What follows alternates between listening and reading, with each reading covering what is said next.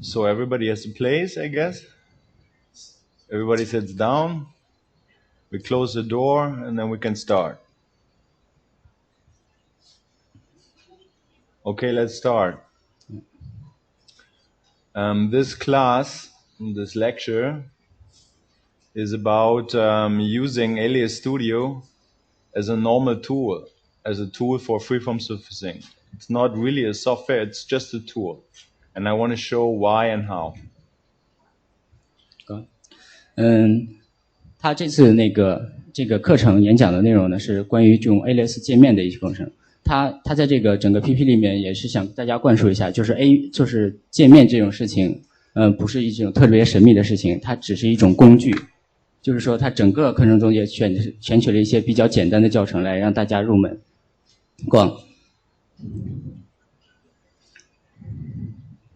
How this all started?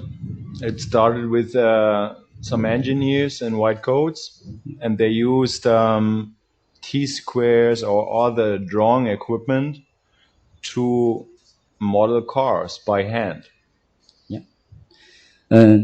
这张讲的就是说，这个我们可以从这张图片看到，就是这些穿白大褂的这些，就是说以前在计算机出现之前，这些工程师是用一些圆规、量角器、三角尺这样的定位仪这样的工具来做车的，就是在计算机出现之前。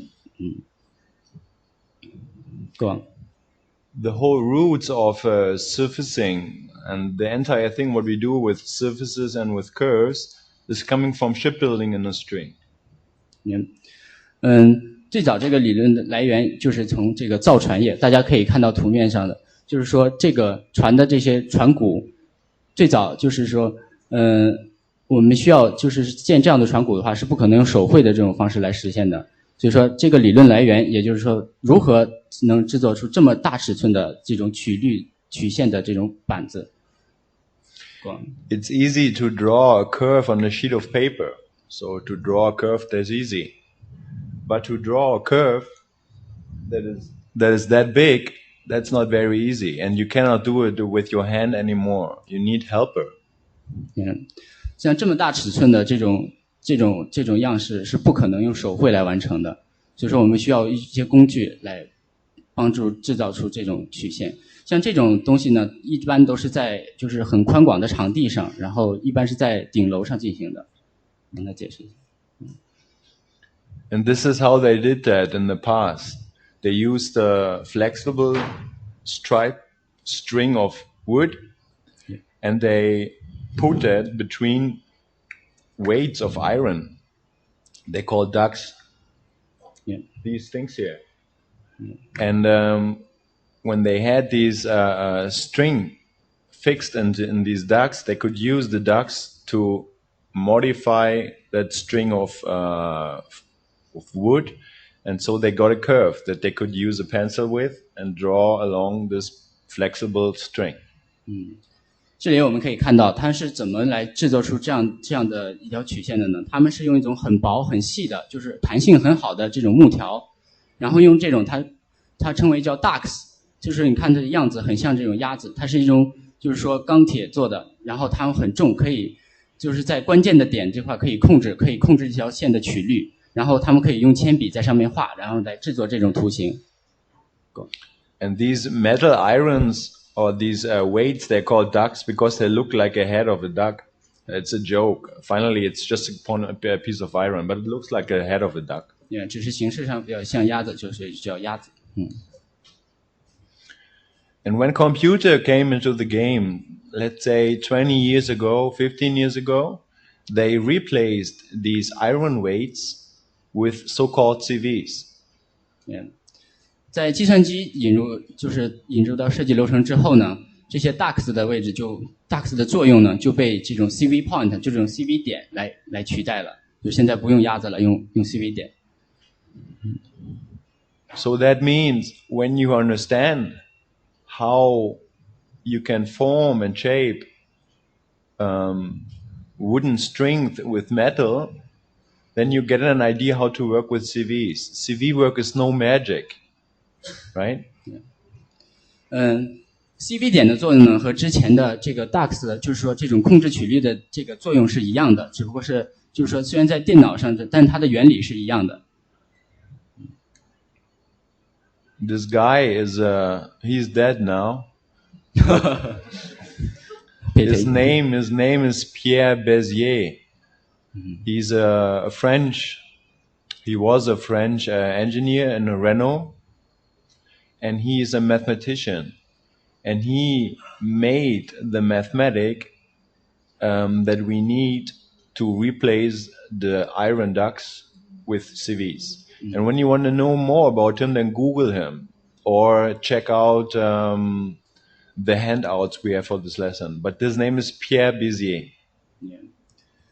这里介绍就是这个行业的祖师爷，就是说这个叫皮尔贝塞尔，就是我们虽然说贝塞尔曲线就是名字就从他这里来的。他是最早，他以前是在雷诺汽车工作的，是一个工程师。他创建了这个就是这种 NURBS 这种曲线的这种理论。我们可以从 Google 啊，或者从哪里去可以详细了解它，这里就不太详细介绍了。Go on. And it's very interesting to recognize his name because sometimes when we talk about Class A surfaces, we talk about Bézier surfaces. Maybe some of you hear the name Bézier surfaces. The name is coming because of this guy. 贝塞尔曲线，贝塞尔，就这个人的名字就是贝塞尔曲线，贝塞尔面，就是从这里来的。Mastering a software like Alias Studio is basically with two things. The first thing is managing pressing the buttons, that you know how the tools work, you know how marking menus work and all this.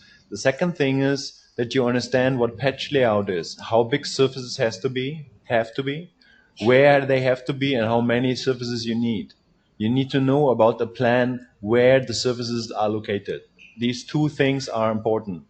And for now, for this thing, we go for the second thing because I cannot train you how to press the buttons, but I can give you an idea how to find the patch layout. OK， 就是在建模方面呢，有两件事就是很重要的。第一件事呢，可能就是你知道怎么操作，怎么去敲键盘，怎么去运用哪个工具，熟悉哪个菜单。但还有一件事很重要的是，在界面过程中怎么布面，怎么去分面，这个是需要很多经验的。就是说在这里呢，就是我也不会跟大家再详细的讲一些操作上的事情，它主要就是在后面的一件事情，就是说怎么布面分面，就是说一些理论的事情要多加讲解。好，Go on. As a general advice, especially when you come from school and you have not much of an idea how to proceed the modeling, I would recommend you to go in a model shop. 当我们就是不了解怎么建模的话，我们可以就是说到模型间去看，就是说尤其在做汽车的模型间，我们可以去看，就是说这个建模的过程，模型师建模过程和渐变的过程其实是很相似的。Because what you have to do in surface modeling is similar to what you do with hand modeling. There's no magic in it. There is no magic rule what you have to do first. The only thing what you have to do is just look what the modeler, the clay modeler in the model shop is doing and just do it exactly the same. 对，所以他这里也是说，界面这件事情不是说那种很神秘、很魔幻的事情，就是说我们可以从模型间里的模型师傅怎么在建模的过程中，就是原理是一模一样的。For instance, you can see I list here a lot of stages that you do in the model shop, and you can see that the first thing is you first start with the belt line and then you start with the body side, right? And when you go forward, then you see the side window. The side window is a big surface, and you have to do exactly the same size of surfaces when you do in computer modeling. So just look into that, what you do in the model shop, and then you know everything what you have to do in surfacing. Next, last page. 这里呢，它也是，就是说，它很实际的，就是把这个模型间建这个就是车的模型的这个，就是说这个模式，就是说渐面的模式，它是从我们可以看，它是从那个底下那个从腰线那块建，就是说建它车的这个侧面，然后呢，上面呢还next page please。然后呢，还有你看他们从就是可以看，就是我们到那个车的模型间可以看到这种3周洗、5周洗，就是说它很形象的，就是说我渐面的这个过程，从顶面到窗面，然后直到那个前保后保，然后一直到窗线下面那一块，就是按照这个顺序。So as a general advice that it would work pretty good when you just repeat the step of handcrafted modeling. Just repeat that, what you do in the model shop or what they do in the model shop. That is a good start. When you have no idea how you should start, you sit in front of a blank screen, you know how Alias works, but you don't know which surfaces you have to do first. Think about handcraft modeling, and that would be a good help. Yeah. 他一直给我们的这样建议就是说，在我们见面的过程中，就是遇到的一些问题，完全都可以到模型间看尤尼师傅搭建形体的这个过程就可以学到。就是说原理是一模一样。Because even when it's called software, it is just a tool. It is the same thing like a knife and clay is for a handcraft modeler. It's just a tool. It's no magic thing. And if you don't understand the roots, you cannot master software. OK， 他也是不断的强调，就是说这个界面，包括 Alias Studio 这样的工具。它仅仅是工具而已，它跟那些刮刀和那些抢子其实是原理是一样的，作用也是完全一样的。Next thing, when it comes to patch layout, I want to introduce you is what's happened when you face situation where two radii come together or when a radius is washing out. These are corners that are probably a little bit complicated, and I want to give you a rule what to do in those situations. Yeah. 这张页面我们可以看到，就是说，就是建模过程中到后面就是比较难处理的，就是这个，就是说交界、边甲这样的，包括底下的这种渐削的这种做法。它这里要介绍一下，就是做这种类型的东西需要一个基本的模式。Go on. And we are going to, I'm going to show you that on the wheel, on that area here. Of a steering wheel. 我们可以看到，他就是说，我们怎么就是他举了一个方向盘的例子，就是在方向盘这边有一个圆滑的过渡，他讲的这样的一个过程。首先呢，The first thing what you do is you always do a sharp-edged model. We call it in Europe and in North America they say it's a theoretical model, right? So no fillets. Everything has to be sharp. And every surface has to be there that it's closed, that the model is always closed. No fillets. 首先第一步呢，我们要确保我们的模型，就是说它用 sharp 这个词，就是说没有倒过角的，没有那些，就是说留在模型上的都一些理论的边界，要留下这样，方便我们以后做倒角这样的事情。The next thing is you build fillets where you think you can do fillets.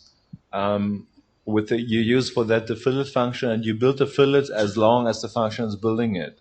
As soon as the angle becomes flatter and flatter and flatter, then you have to stop. So first, after the theory model, you build fillets like you can. 首先我们在那条边界上做倒角，做到不能再做为止，因为越做越到那边，就是那个面会变得越来越平，所以说做到底，我们就结束，就不要再做下去这个倒角。And then I'm going to show that in the software as well on a different example. But then the most important part is that you continue the flow of that fillet. The fillet has to be continued. It has to flow forward. And it has to be blended into the isopalms of the destination, which is here. These are isopalms. And this is the flow of the fillet. And both connect both. That's it. Yeah. 我们看到就是说做这步很重要的事情就是我们确保倒角的边界，首先要在那个方向上延长，要和那个方向盘的这个我们可以看到红线那个标志的要跟它要融合，就是说要有一个 blend， 要有一个延续。But there is an exception because I just can give you an idea. I can give you something, but there are no really ruled that are forever, and this is the first exception here. Yeah. Because there are surfaces that are totally irregular, like from Luigi Colani, for instance. He's doing crazy forms, and there this kind of patch layout is not going to work. 我们也会看到有些形体就是不像汽车这样很规则的形体，就是说是包括像克拉尼做的那些很有机的形体，就是说是很难进行建模的。这种他往下也要介绍这种建立这种形体的一些理论。I want to explain that on the example of a shower head. We can see the shower head has a top part and a bottom part, the gray part and the purple part, right? What we can see there is a patch layout from engineers. It's with 4 patches. But the patch layout gives a highlight picture that doesn't look very good. So designing such a shower head with 4 patches is probably not the best idea. OK， 他们这个举了一个淋浴喷头的这个设计来举例子。我们看到下面那个就是黄绿那个标志的是就是工程师比如说用 Pro-E 建出来的这个模型。我们可以看到从右边看到它这个 ISO angle 这个线显示的高光是很不顺的。Even when I say that the patch layout of this thing is right, when I make a car in Class A, this is the right patch layout. But you can see that it has a lot of problems, and that's why I would suggest something like this. I would suggest to build the shower head in one surface, like this here. It was one sphere. 他倾向于用，就是说做这个东西用一块整面来做这个形体。我们可以看到And we can see as soon as we build it with one sphere, the highlights are much better. 我们可以看到下面2张图，左边那个小的就是刚才工程师建的里面可以看到，就是说这个高光是很不顺的。用这样一块整面做的呢，我们可以看到这个高光是很漂亮的。And that is the power of Alias. In Alias you can work like an engineer, or you can work like a designer. It doesn't matter. You can, you're very flexible in your work, and you should try to do that. Otherwise, you don't use Alias to full extent. 这就是爱丽丝非常强的地方，就是既可以模型师也可以用，工程师也可以用，设计师也可以用。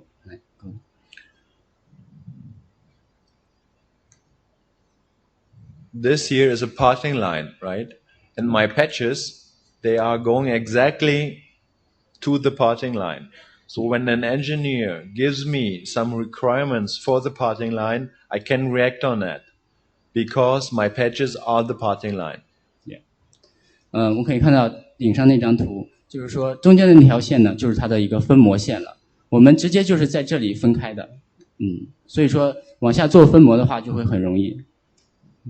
But when I do nice highlights with a sphere, with a one surface thing, this parting line cannot be directly manipulated anymore. I cannot touch the parting line. I can try to become close, but I cannot touch it anymore, which is a disadvantage. And you have to play with the advantages and with the disadvantages. 下边这个呢，我们是用一个球面来拉出来这个自由形体是一个单面，但是这样做的一个缺点就是说，我们可能是无限逼近设计师工程师想要这个 parting line 分模线，但是我们很难准确抓到，这是它的缺点。这个就需要一个平衡，大家究竟是哪个取哪个舍。The next thing I want to talk about is about surface evaluation. And we do that mainly with shader in software. 在这里呢，也是就是说，我们可以用这个在电脑中可以对它进行渲染，我们可以检测这个曲面。In the model shop, they do that with Dynoc foil. They have a clay model, they put water on it, then they put the foil on it. The water sucks the foil, and they can see how the surface behaves. That's what they do in clay. OK，熟悉汽车行业的话，应该很了解。模型是在那个油泥膜，就是刮光的油泥膜上呢，我们叫 foil， 其实就是那个就是金属膜，然后贴上用水沾上去，然后就说它会贴合的很好，然后贴上之后，我们再看它的高光走势。OK。What we do typically in Alias is we use the zebra stripe shader and the blue sky shader. But both are nice. They are nice for conceptual modeling. But finally, I can tumble every model that the zebra stripe shader looks good or looks bad. The zebra stripe shader is not really a good thing to analyze surfaces on their surface quality. For this, you should use ISO angle. It's that. OK， 在这个 Alias 软件以及很多 NURBS 建模的软件里面都提供了这些就是显示面的工具，包括我们熟悉的斑马线，包括这个天地反射的这种。然后其实呢这两种呢都不足以显示这个面的质量，也不足以检测它的质量。在下面那张图就是红黑白相间的呢，就是 IS 安构线，就是说它倾向于用这种线来检测是最标准的。This is a lot of text, and I'm not going to read all the text. I'm just saying, try to use ISO angle. 好，大家看到现在这个上面文字比较多，它只是通过简单方式来介绍一下 ISO angle 是什么样的意思。The ISO angle tool has a locator. It's like a lamp, and you can use it like a lamp that you can watch the surfaces in clay. You do it with a lamp, and you can do the same thing in ISO angle. Then the ISO angle mathematic is the most precise surface analyzing method in Alias. That's why I use it. 好，大家看到这个方向箭头呢，其实它是一个灯源的位置。它这个呢，就是跟在刚才我们看到在油泥上贴那个 Dino 那个效果差不多类似，就是打个灯光之后，我们可以随时能看到它的反射，这种来的效果比较真实，而且真实反映那个曲面质量，所以说它应该比那个 zebra reflection 那个斑马线效果要精确得多。And in the ISO angle tool, you can say that you want to see visual curves and no shaded surfaces, so you don't see that red, white, black thing. You see it in the blue lines that I show here. So the visual curves on. 好，在那个 ISO angle 里边，大家可能有注意一个选项，有个叫 show visual curve。缺省状态呢，我们都是用那种红黑白的方式来看。其实我们倒建议，比方你关掉这个显示，你打开它的 visual curve， 看它的 visual curve 来得更精确。Okay, let's talk a little bit about surface continuity. Basically, we have, you said the same this morning, but we have G3 as well. And I want to talk a little bit about tangency, curvature G2, and curvature G3. 好，我们接下来讲一下 curvature 的连续性上的一些要求 G0, G1, G2, G3. Okay, look at this. First, when we analyze these kind of continuity, we need curvature plots. Curvature plots. That means when this is a curve, you have to calculate on each point of the curve a radius and show the length of the radius and combine all these radii together to a curvature plot. 好，这边大家显示这叫我们中文翻译叫曲率数。曲率数是怎么样？就是这个曲线上每一点的曲线半径放大连成的曲线。The big thing for tangency called G1 is that the highlights are matching, but they are kind of broken. So there's a peak in the highlight, but they are matching. So the highlights are not like this. The highlights are like this, but they are broken. 好，这个大家看到这个图呢是 G1 连续，我们叫做 tangent 连续。它的这个显示呢，斑马线是没有错位，但是它不是连续的。When we talk about curvature, we mean that the level, the rate of curvature is the same, like we see here. G2 just means that the rate of curvature is the same, and that means it's not really perfect, but it's G2, it's green. And what we see in the highlight is that the highlights are matching and they are continuous. That's what we see with G2. 好，大家看一下，第一个我们先介绍 G2 一下。G2 呢是在 G1 基础上，它的斑马线有连续。再有呢，就是说大家检查它曲率数的地方，在两条曲线，假如说曲面它连接的地方，两个地方连接半径是一样，所以说曲率数在这个地方也是等高的，所以说曲率半径是一样的。But this for major parts and automotive surfacing as well as industrial design surfacing, G2 is not good enough. You need G3, and G3 means that the highlight continues a little bit longer, and you have here the same rate of acceleration. The curvature plot comes, and in G2 the curvature plot goes like this, and in G3 the curvature plot goes like this, smoothly. That is a big difference, and that is a goal in Class A surfacing. 好，大家其实通常情况下呢 ，G2 连续呢，对一些其实产品上、汽车上其实不是很好的一种曲面。其实最理想的应该是 G3 连续的。大家看到 G3 连续的话，这个斑马线，这个爱双狗线显示的它走得更长更顺。在曲率说上，曲率数的曲率半径也是一种连续性的。You must know that because in Alias we are trained to model as long as a curvature locator shows green. You are trained like that. In school you learn, I model as long as I see a green locator. 我们通常情况下最基础的认识，我们都是说量两个曲面连接的地方，我们用 locator 方式量。如果它是一个绿色的，就是说在我们的 tolerance 范围之内呢，计算机默认为已经达到2阶连续了。And when you have two surfaces that are curvature G2 continuous with a green locator and you show the zebra stripes, it looks good, eh? Yeah, it looks good. 我们达到这绿色计算机默认计算2阶连续的时候，我们打开它的斑马线的时候，这个质量看起来还不错。But it is not good because you have to cut the surfaces and check the curvature plot. 但实际上我们用更严格的数学方式检查曲率数的时候，这个只达到绿色的 locator 达到绿色的时候还不足够。And just with the curvature plot, you see that both surfaces don't fit to each other. They are G2, that is right. They are G2. That is good, but finally they are not good. This is not good to model. And you see that just when you cut the curvature plot. And that's what you have to do every time, every day. 如果你要做 A 面的话，其实说只是看斑马线可能只是第一步。如果你要真的严格去做这个曲面检查的话，我们还是建议你用查曲率数的方式。So again, this looks nice, but it's bad. It's totally bad. It's green, but it's bad. 这个曲面质量不是很好。Okay, let's talk about Class A.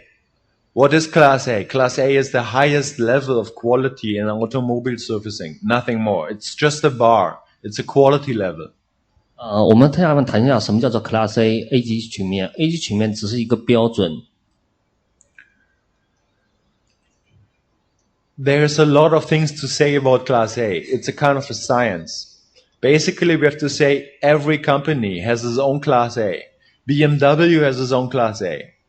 Dongfeng has its own Class A. Nissan has its own Class A. Everybody has its own Class A criterion. Class A is not a definition. It is just a quality level.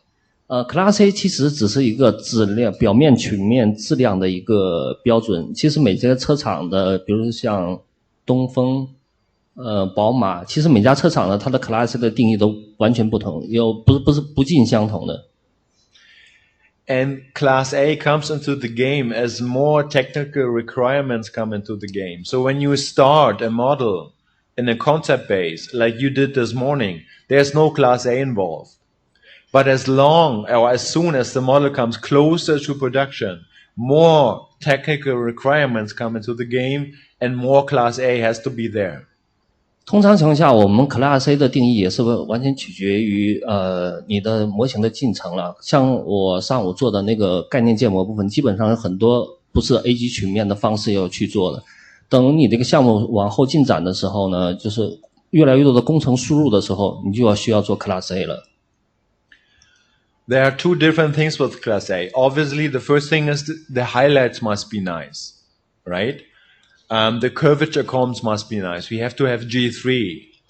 But a Class A surface as well has to have the right split lines. It has to be intolerances. It has to be the first flanges. It has to fulfill engineering requirements. If it's not like that, it's not a Class A surface. So highlights plus technical requirements. 通常情况下 A 级曲面我们把它分成两部分。那第一部分呢，就是曲面质量的，比如说曲率数、G3连续，高光的反应，还有 knee radius 就是倒角的一些 knee radius 一些 minimal radius 之类的事情，这是曲面质量。另外一种方面是来做工程方面的约束，你的公差、你的分缝线、你的第一道翻边，还有分缝，全部要倒角，这是工程方面。只有把这两部分加起来，我们才能说这部是个 Class A 曲面。This is one example for a technical requirement. There's with an accident, in an accident situation, there's a head impact zone. And you have to make sure when you do a Class A surface that the head impact zone is free from hard beams and all that stuff. And you have to take care for that when you do Class A, otherwise it's not Class A. 我们现在举一个这个例子来给大家讲一下 Class A 的一个解释啦。就是说我们尽量就不要在汽车行人碰撞方面比较有一些尖角硬的地方，其实我们可以把它理解成 Class A 的另外一种用途。Where goes Class A in the future? Companies in North America, companies in Europe, they don't want to throw away surfaces they did in concept phase. When they do something in concept phase they want to throw away, they do it in polygons. But when they do it in nerve surfaces, they try to make the nerve surfaces as good as they can, that they can reuse it later on. So the surfaces should flow through the process. It cannot be that you build in concept phase a surface with 169 spans because later on you cannot use it anymore. And the trend is building early on Class A ready surfaces. 我这个简单翻译一下，就是说现在关于 A 级曲面一个怎么样一个走向的，那这个在北美那边很多情况下都是从最开始的时候，比如说你最开始的模型的时候，我们就不建议你模型是做了很多实验，曲面质量很差，建议从最开始的时候尽量把面都做得好，这样的话从这个模型可以从头一直到尾不会有太大的改变。Okay, my last thing for the PowerPoint is I want to talk to you about surfacing paradigms. I just have one because we don't have so much time. But this is for me the most important paradigm that you have to recognize. 下面呢就是这个 PPT 的最后一个部分，它要建立就是说这个 paradigm 实际上是 rules， 就是说它要借助这个例子来讲一些这个渐变的理论。Two curves. No, the surfacing paradigm is about NURBS versus Bézier. You remember the guy Pierre Bézier? You remember the guy Pierre Bézier, okay? 那个 Pierre Bézier. Okay, I have two curves there. Identical curves. You can see that with the curvature plot. And the first curve has 4 added points, and the last curve has 2 added points. And it is very much needed to see how they behave when you move CVs. Okay, 2 curves, right? Translate that.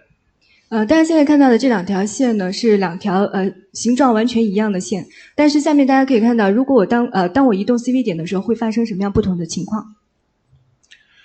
Look, I move that CV, and with the curve that has 4 added points, which is a normal NURBS curve, multi-span, you can see that the curve just moves until the first added point. 当我移动第一个 CV 点的时候，那在这条线上其实是有4个 added point， 就是边际点，我们可以说它是 multi points 还是 multi curve。所以当我移动第一个 CV 点的时候，你可以发现整条曲线的一个变化。Behind the added point, the curve remains the same. 后面这部分的曲线，它的形状是完全保持的。When you use a Bézier curve, means a Bézier segment, a single span segment. 下面这条线呢是贝塞尔曲线，那么上面那条其实是 NURBS 曲线。那在贝塞尔曲线这条曲线上面，其实只有一个 span。And when you do a movement of the next CV, of this CV. you can see that the change of the curve influences until here. 当我移动Nobus 曲线上面第二个点的时候，你可以发现它的曲率数的变化，那么它影响的部分使这个曲线质量变得比较差。When you do the same with the Bezier curve, it still influences the entire curve because there are just two endpoints. 但是在贝塞尔曲线上，你可以看到完全不同的结果。当我移动第二个 CV 点的时候，这条线的质量也是很好的。As a result, you have a high risk when you use multi-span curves that the curvature plots are wavy.